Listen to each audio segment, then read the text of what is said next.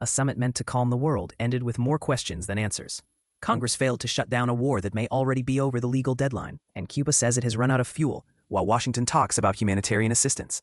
So is this really diplomacy, or just a slower, cleaner-looking version of pressure politics? Today's story connects a lot of headlines that seem unrelated at first.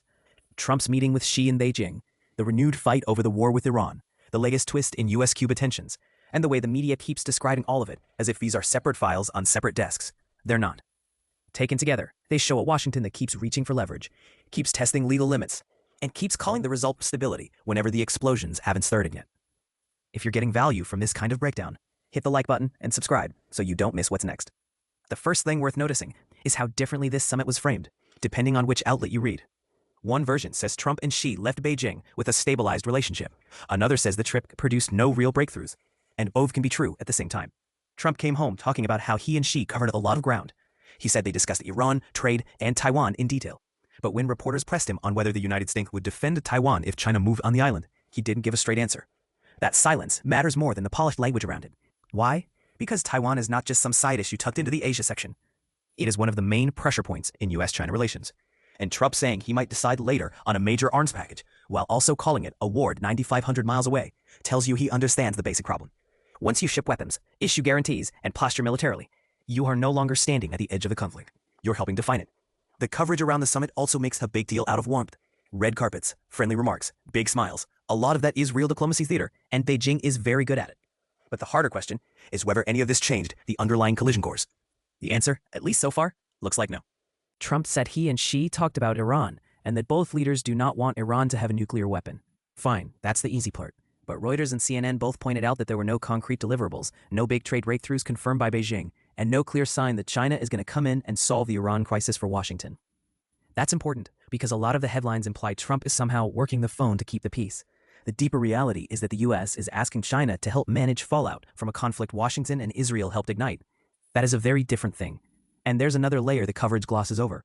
Trump also signaled he may consider lifting sanctions on Chinese companies that buy Iranian oil. That is not a small footnote. It means the White House is still using the world's largest economy as a pressure tool in a war environment, while pretending the situation is mostly about diplomacy. So the summit didn't really resolve anything. It stabilized the tone. It softened the optics. It left the hard questions untouched. And that pattern shows up everywhere else in today's news too. Remember when we talked about the US war with Iran being extended, renamed, and repackaged to fit whatever legal theory was convenient that week? That story just got a new chapter. The House voted 212 on a war powers resolution that would have forced Trump to end the war against Iran. That means the measure failed, but only because it couldn't get over the line by a single vote. 3 Republicans voted yes, 1 Democrat voted no, and the rest split along the usual lines. In the Senate, a similar effort failed, 49-50. On paper, this sounds like a legislative defeat. In practice, it's something else. Congress continuing to prove that when war powers are on the table, the institution is very good at talking about checks and balances and not very good at using them. Now here's the part that mainstream reporting tends to bury. The war powers clock, according to the bill's backers, had already expired.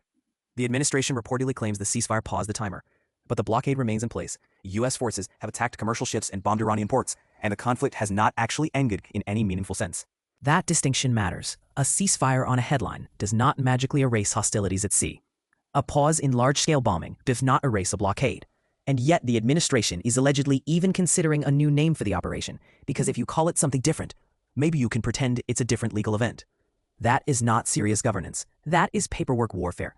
NBC reported the Pentagon may want to rename the campaign from Operation Epic Fury to Operation Sledgehammer, with the apparent hope that a fresh label resets the war powers clock. Think about how absurd that is for a second. The legal debate is not being resolved by ending hostilities or obtaining authorization. It's being managed by branding.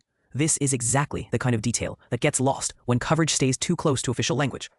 The public hears ceasefire, limited strikes, protecting shipping lanes, and renaming operations, and it all sounds technical. But underneath the terminology is the same old reality. Military force used without meaningful consent, then retrofitted with legal arguments after the fact. And the cost is not abstract. There are still commercial shipping risks. There is still pressure on global energy markets. There is still the possibility of escalation, pulling in more actors, from regional powers to great power rivals. That is why the summit in Beijing mattered, and why the Iran story mattered there. The world is not reacting to one isolated strike. It is reacting to a chain of decisions that keep widening the blast radius.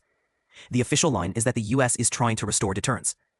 The less flattering interpretation is that Washington keeps creating crises, then asking everyone else to help contain them. The Cuba coverage is one of the clearest examples of how selective the conversation can get. On one side, you have AP reporting that CIA Director John Ratcliffe met with Cuban officials, including Raul Castro's grandson, in Havana. The talks reportedly touched intelligence cooperation, economic stability, and security. The U.S. position was blunt. Cuba can't be a safe haven for America's adversaries in the hemisphere. The Cuban side pushed back and said the island is not a threat to export U.S. security. On the other side, Cuban officials are telling a very different story about the material reality on the ground. The country says it has run out of oil reserves under a tightened U.S. fuel embargo. Blackouts in Havana are reportedly lasting 20 to 22 hours a day.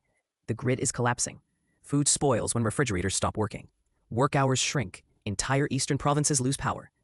That is not a theoretical pressure campaign. That is a humanitarian chokehold. And yet, if you rely on the mainstream framing alone, the story becomes Washington presses Cuba for reforms, or the U.S. offers aid if the regime changes its behavior. That phrasing sounds diplomatic, but it hides the coercive structure underneath it. It's not aid in a vacuum. It's aid as leverage, aid as conditional access, aid as a political test. The White House, according to the AP, is offering $100 million in humanitarian assistance and satellite internet support if the Cuban government permits it. That may sound generous until you put it beside the fact that the same U.S. policy environment is helping cut off fuel supplies and push the island deeper into crisis. So what are we actually looking at here? A sanctions regime creates a disaster? Then Washington offers limited relief. Then officials frame that relief as evidence of goodwill. And when the other side doesn't fold, the policy gets called pressure, not punishment. Marco Rubio's comments are especially revealing. He argued that Cuba's economic trajectory cannot change without regime change. That's not subtle. That is the goal, stated out loud. The problem is that regime change rhetoric always gets presented as a moral imperative, while the consequences for ordinary people are treated like background noise. That's the part missing from a lot of coverage. The people who don't sit in ministries, the people who don't control oil shipments, the people who live with rolling blackouts and empty shelves. Meanwhile, the U.S. is still doing back-channel meetings, still flying officials to the island, still talking about security threats. It's a familiar pattern. Pressure first, dialogue second, conditions always. And if the other side does not comply, Washington gets to say it tried. This is the same logic that keeps showing up in every one of these stories. The language changes, the target changes, but method stays remarkably similar. Now zoom back out to Iran. Abbas Araghchi, Iran's foreign minister, said he doubts the seriousness of the U.S. in negotiations. That skepticism is not hard to understand. From Tehran's perspective, Washington talks about diplomacy while maintaining sanctions, blockades, military pressure, and open-ended threats. Trump, for his part, said he would be open to Iran suspending its nuclear program for 20 years if the commitment is real. That is a wildly loaded standard. Real to whom? Verified by whom? Enforced by what mechanism? And why would any state trust a deal with a government that changes its position depending on the day's political mood and cable news cycle? This is where the mainstream framing gets too neat. It often reduces the dispute to Iran should not get a nuclear weapon and stomps there, as if that single sentence explains the entire conflict. But the actual fight is about sovereignty, sanctions, regional dominance, energy routes, and whether Washington believes it can set rules for everyone else while exempting itself from consequences. The summit with Xi also makes more sense in that context. China is a major buyer of Iranian oil. It is also one of the few global powers capable of quietly helping to blunt some of the pressure. But even there, the coverage suggests Beijing is signaling peace, not delivering a fix. That tells you how limited U.S. leverage actually is once the crisis spreads beyond one bilateral relationship. And then there's Lebanon. The live updates note that Israel hit Lebanon while the Iran talks remain uncertain. That matters because these conflicts are not separate boxes. Pressure on Iran, strikes in Lebanon, tension in Gaza, shipping risks in the Gulf, it all feeds the same regional instability. One spark hits another, and before long, the story is no longer about one country or one ceasefire.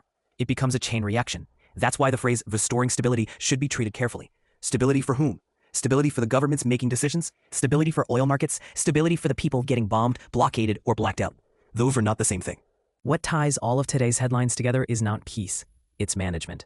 Washington is trying to manage escalation, manage legal exposure, manage public opinion, and manage the appearance of control.